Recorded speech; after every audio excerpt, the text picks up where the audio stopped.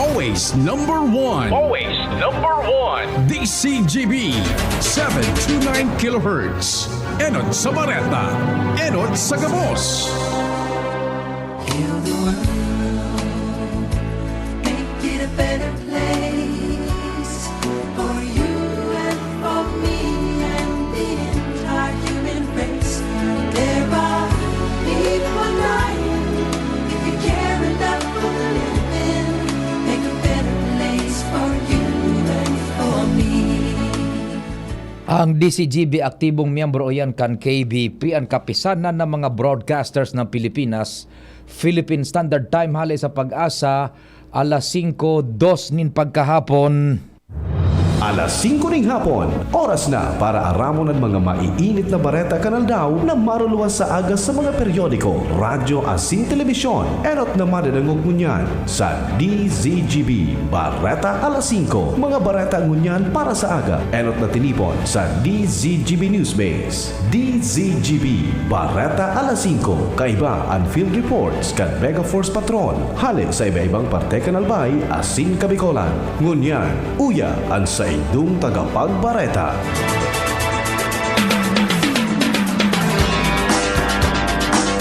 Diyos marhay na hapon, ako po ang sa indong magiging tagapaghatod bareta, si Pio Fernandez.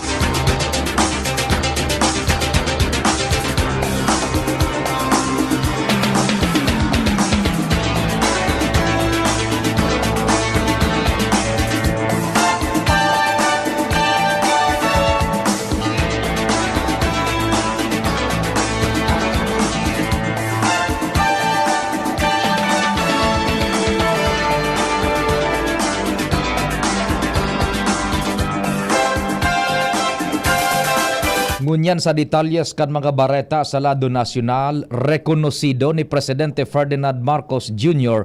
ang dai matatawadan na dedikasyon kang 1.8 milyon na empleados kan gobyerno sa ika-123 na anibersaryo kan Civil Service Commission.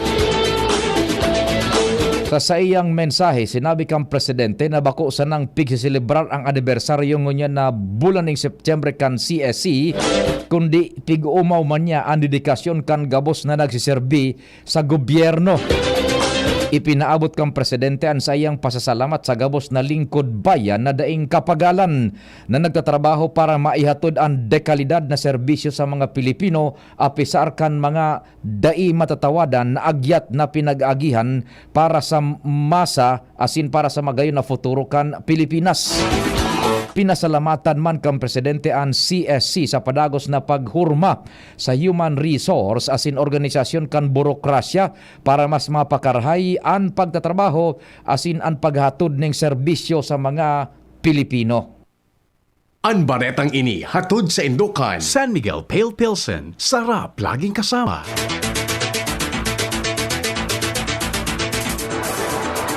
Mientras tanto, pinakusog kang National Security Council ang monitoring sa pagbantay sa West Philippine Sea matapos madiskubreng naraot na ang maritime environment as in Coral Reef sa parte kan Rosal Reef sa Escoda Shoal.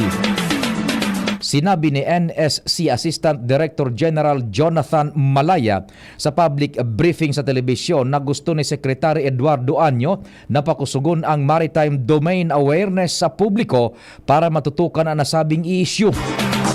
Sinabi niyang makamundo na wara ng mga buhay ang bahura sa Rosal Reef as in Escoda Shoal dahil rinaot na ini kan Chinese Maritime Militia.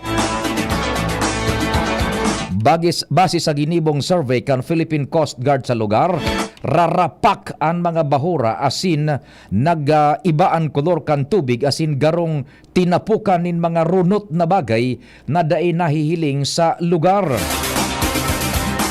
Nagtutubod ang NSC na kagibuhan ini kan Chinese militia base sa presensya o kaya Chinese militia base sa presensya asin pag-urubol-umol nin mga bangka gikan sa o kaya gikan kan mga ini gikan kan mga ini sa lugar sa West Philippine Sea.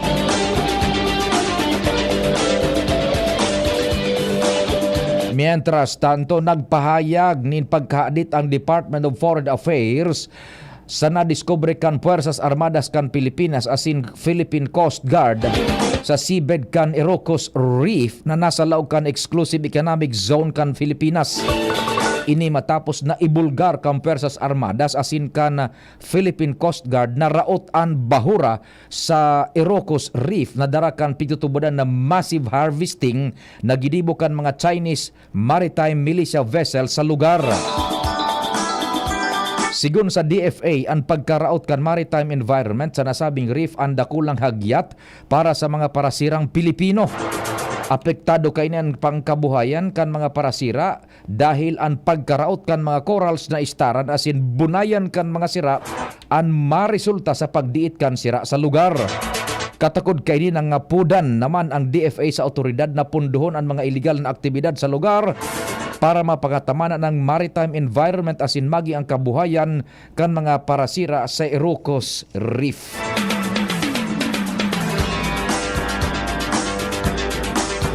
Mientras tanto, formal nang inako kan mga opisyal kan Department of National Defense, Puwersas Armadas kan Pilipinas asin Philippine Air Force ang sarong bagong eroplano hale sa Estados Unidos de America.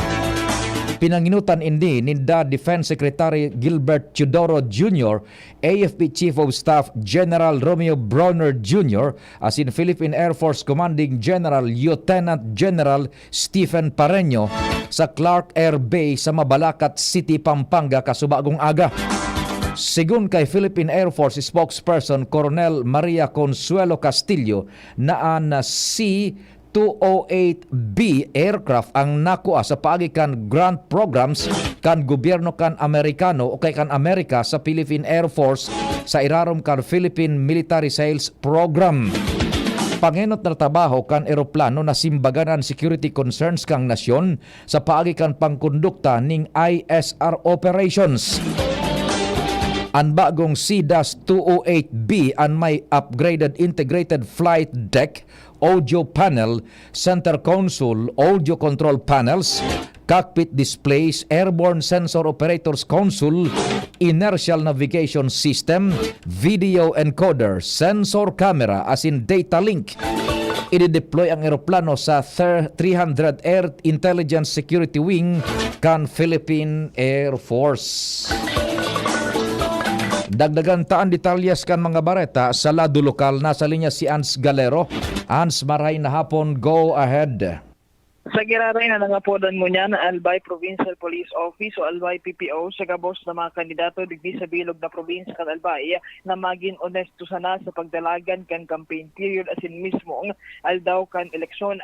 Inian pahayag ni Police Colonel Fernando Conanan Jr. ang pamayo kan komandant sa kung saan matapos na magkondusir ni na peace covenant signing asin mga interfaith rally ang nagkapira mga LGU digdi sa probinsya kan Albay na hihiling niya na suporta asin pag-kooperar kan mga kandidato para sa barangay asin SK elections so sinaglalaong siya nasagod sa Oktubre 30 dakulman giraray o kaya gabusman giraray na mga kandidato para sa nasambitan ng eleksyon ang magpahiling ni espersos para maging matrangkilo sa naman ang dalagan kan eleksyon.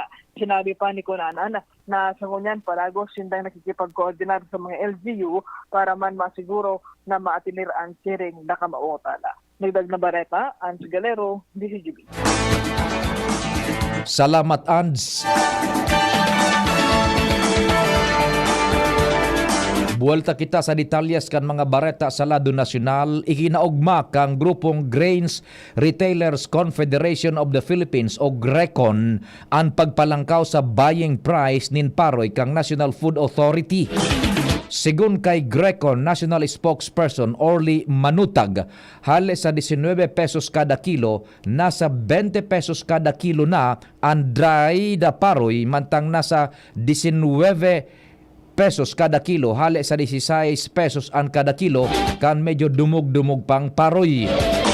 Paliwanag ni Manuntag, suportado ninda ang lakdang na ini ni PBBM kung saan sa pangyayari na ini dai na mababarat ang mga paraoma lalo na napanahon na nin aranihan. Matatandaan, nagpuon na magbaba sa 14 pesos sa 17 pesos ang barakalan Paroy sa Pangasinan asin sa Nueva Vizcaya. Tiwala man ang Greco na dakulaan maitatabang kan na lakdang na ini kang presidente tanganing makabawi asin makadilihensya ang mga paraoma ngunya na panahon na kan aranihan. Mientras tanto nangapudan ang nagkapirang grupo sa Kongreso na makiaram na para sa interes kan sektor kan agrikultura sa nasyon. Nahadit ang sektor dahil sa nakatalaan na pag-recess sa sesyon kan Kongreso dahil tibaad tarakaon sa inda o kaya tarakaon sinda nin executive order na ibaba ang taripa kan imported na bagas. Tinauan doon ninda na mayayaman sana ang makikinabang kapag ibinaba ang taripa sa bagas dahil 85% kan pigi-importa iyo ang premium asin bako well milled rice o regular milled rice na iyo ang pigobakal kan mga ordinaryong namamanwaan. Kan Lunes, September 18, sarong hiro protestan ginibo sa ampangan kan opisina kan Department of Finance sa Manila kan mga paraoma asin parasira laban sa plano kan zero tariff sa mga imported na bagas.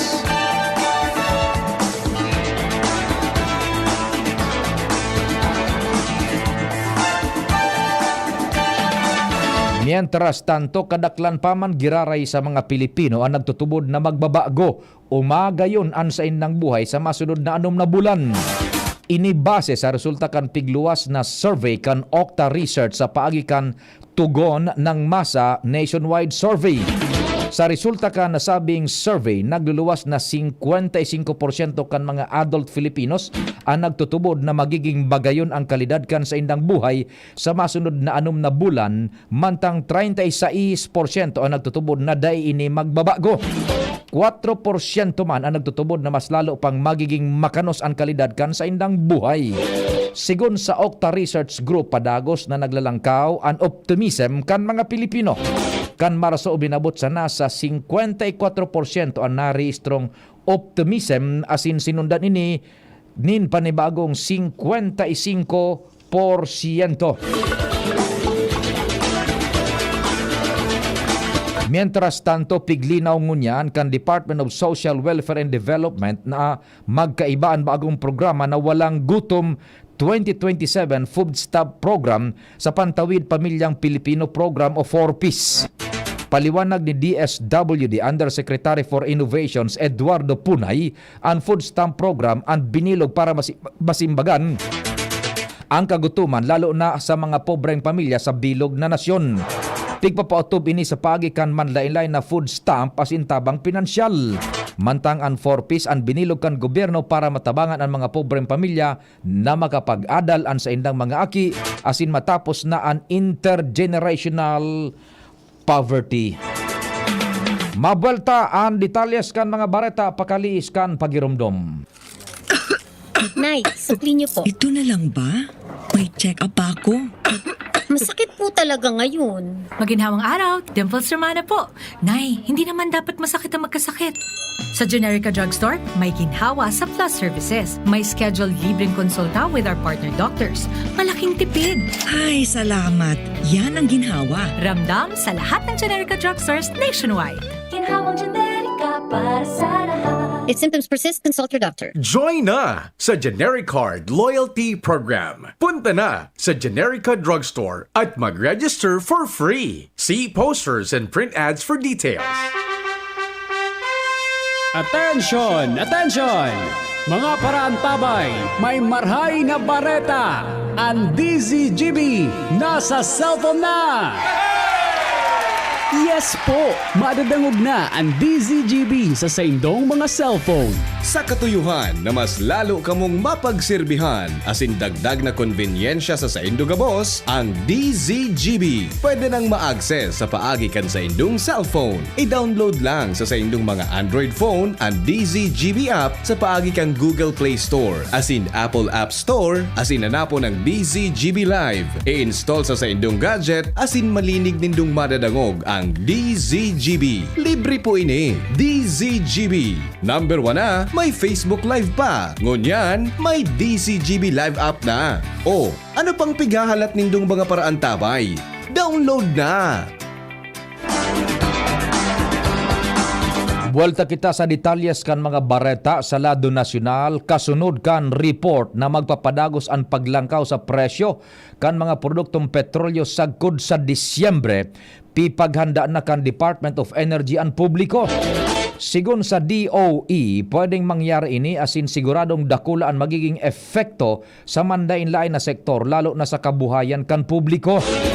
Dagdag pa kan Department of Energy kaipuhan ng ngunyan pa sana maghanda na ang mga sektor manungod sa posibleng efekto kaini. Enot nang sinabi kan DOE na ang posibilidad kan paglangkaw sa presyo kan produktong petrolyo sagkod sa Disyembre dahil sa padagos na paglangkaw kan demand sa ibang mga nasyon kasabay pa kan pagbaba kan produksyon. Kaso bagong alas 6 nin aga, ipinautob kan mga petroleum companies ang dagdag presyo sa produktong petrolyo. Sa abiso kan mga petroleum companies, pinakababa ang 2 pesos kada litro ang ipiglangkaw sa tulong panginot na fuel na pigbabakal sa nasyon. Mientras tanto, ipigbubusol ngunyan kan Department of Energy ang mas matanos na paggamit nin aviation fuel sa Pilipinas. Ini matapos ang pakikipagkolaborasyon sa nasabing ahensya sa aviation sector asin iba pang international organization para makabilog ning alternative fuel na magagamit sa transport sector lalo na sa aviation. Partikular ang napinaghiling kan DOE ang sustainable aviation fuel.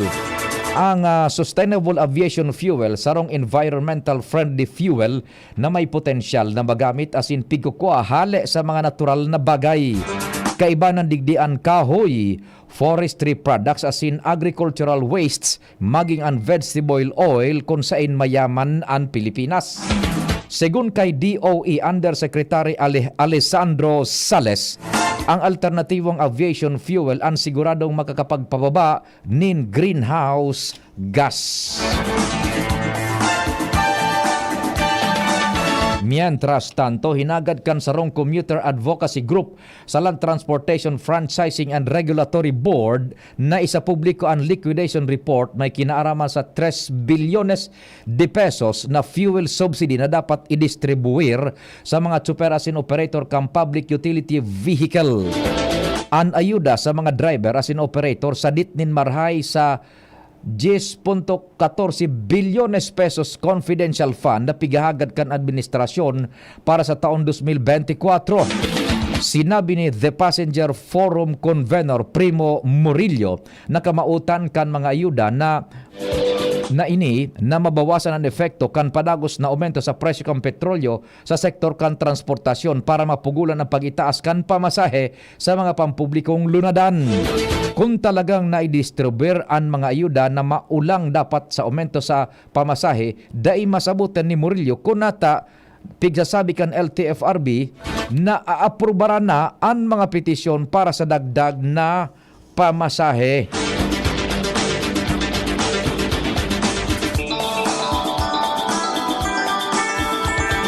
Mientras tanto, binulgar kan Philippine National Police anti-crime o kaya anti-cybercrime group na may bagong modus ang mga scammer gamit ang mga bako rehistradong SIM cards.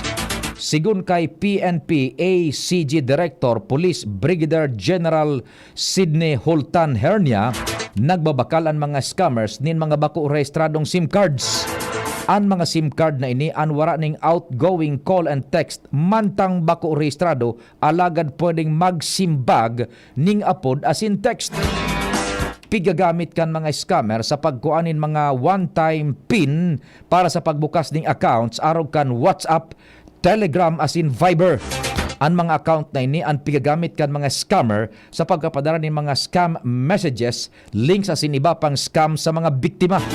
Sa paagi kaini ang siring na over-the-top messaging na lusutan kan mga scammers ang mga telecom companies asin nagigibo nindang magmantinir ang pagiging anonymous sa ibong kang SIM card registration law. Perminang nakababad ang mga Pinoy sa social media. Sigun sa listahan na pigluwas kang World Health o kaya World of Statistics, 4 oras asin 6 minutos ang oral daw na oras na nagagamit sa social media nin sarong Pinoy. Ang nasabing numero dakula ang lamang sa nagsunod na Colombia na igwaning 3 oras asin 46 na minuto. Laog man sa top 5 ang South Africa na nakapag-register ning 3 oras asin 43 minutos. Nagsunod ang Brazil na may 3 oras asin 45 minutos. Maging ang Argentina na igwa man ning 3 oras asin 26 minutos. Mientras tanto, hinagad ni Senador Joseph Victor J.V. Ejercito sa Presidential Communications Office na gumibo ng dagdag na estratehiya para epektibong mapagpalakop o kaya makapagpalakop ng informasyon asin labanan ang issue ng fake news sa Pilipinas. Sa pagdangog kan Senate Committee on Finance kasuhapon, inaprubaran kan panel ang propestong 1.921 bilyones pesos na pundo kan PCO kaibanan ng attached agencies asin government-owned and controlled corporations para sa fiscal year 2024 asin inendorso sa plenaryo para sa deliberasyon kaini. Hinagad man ni Ejercito sa Information and Communication Arm kan gobyerno na magtagaman in pundo para sa mga individual na nakasentro sana sa pagkurtar sa fake news sa social media. Sigun kay Ejercito, dakulang agyat ang pag-aksyon sa mga nagpapalakop nin fake news, lalo na dahil difficile papanimbagon ang mga nasa mainstream media. Naunambitan ni PCO Undersecretary Emerald Ridao ang sarong pag-adal na ginibukan ahensya kung saan 9 sa 10 Pinoy ang naafektaran kan misinformation asin disinformation.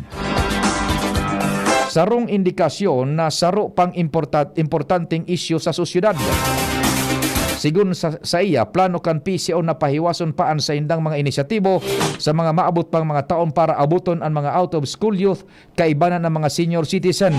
Nagtutubod man si Ejercito na dapat mga pital ang gobyerno sa lado kan information asin journalism.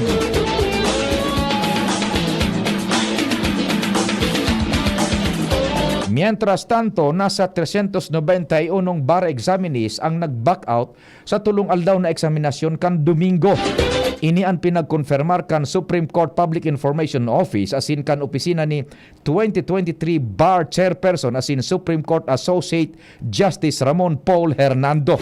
Segun kay Hernando, hali sa kabilugan na 10,799 o kaya 91 na bar applicants, nasa 10,400 sana ang nag-examine kan Domingo, nakapareho kan 96.38%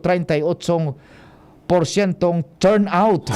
Mientras na ipapadagos naman ang ikadawang bar exam sa aga Septyembre 20, mantang ang ultimong aldaw kan bar exam ang gigibuhon sa Septyembre 24.